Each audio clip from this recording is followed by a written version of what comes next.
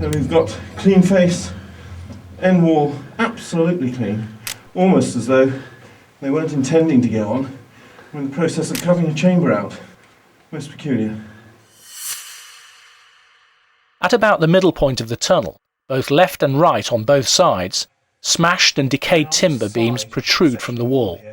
We've got timber going back into the wall, into the chalk. It's curved, almost as though it's been under pressure.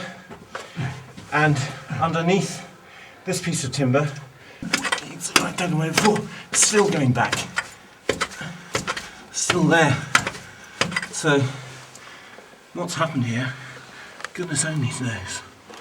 And there's this clay underneath. How's that got there? It's not an intrusion. As far as I can see, that's not clay intrusion. That's clay that's been brought in, because it's just in a little pocket. There's nothing in the chalk above that suggests that it's filtered down. There's telephone wire attached to it. Don't know, but it's interesting. Let's see if we can piece the jigsaw together. Something was definitely not right here. We've come in here expecting this to link through, double back on itself to another shaft, shaft 20, and then link through to shaft 21, what we call washing machine crater. But there is no linkage. It ends at the end here. And therefore, either the Royal Engineer plans are wrong, or somewhere off these walls there is an entranceway. The 172 plan clearly showed a link through to ST20 and ST21. But was it in fact merely an indication of planned workings by the Germans, possibly from captured documents obtained before April 1917? More worrying, it didn't show the stub tunnel at all. To confuse things further, another look at the Krieg's archive plan shows no link from the ST1920, but does show a stub tunnel.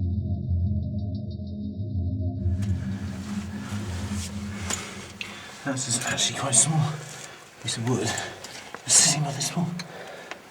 It's coming away.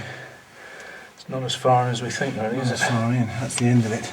Just there.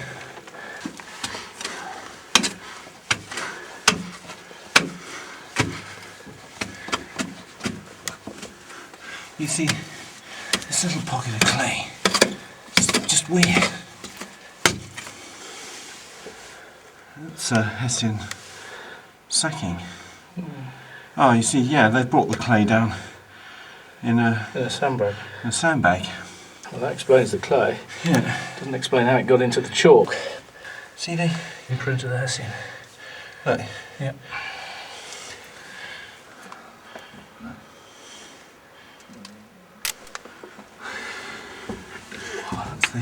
This timber, yeah, is going back. You see, look, it's going back. It is going back even further here.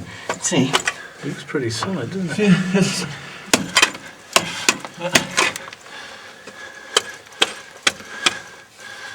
That bullet.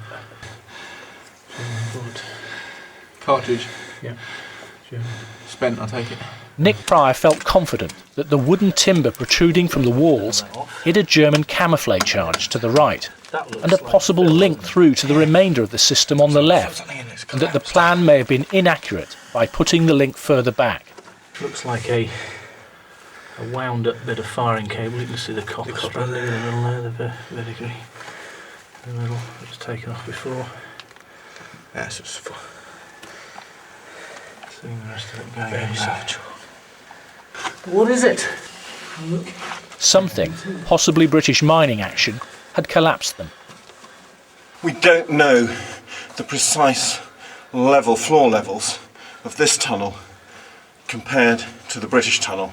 We've still got to do those measurements, and although it was thought they're probably on about the same level, we suspect the German system here is just a little bit below the British, which might again account for the fact, although the British blew lots of mines and craters trying to stop the Germans, where their diary reports still heard after the explosions Germans still coming 25 feet away. And I think being a little bit lower, they weren't affected. On day 3 of this phase, the group conducted a unique experiment.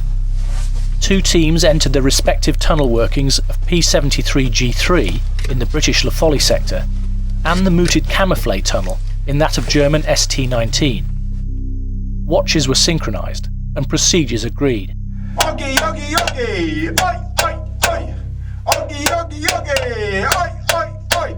This remarkable piece of damaged video picks up the sound of the P73 team in the opposing camouflet chamber.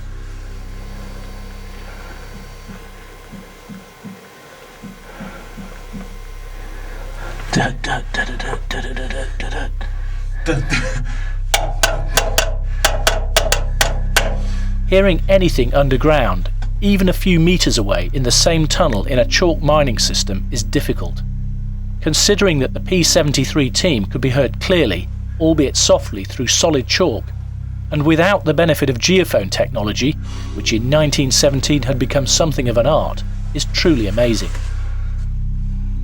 For the team in P73G3, the tapping and singing seemed to be coming from lower down, consistent with the fact that the Germans were at a greater depth.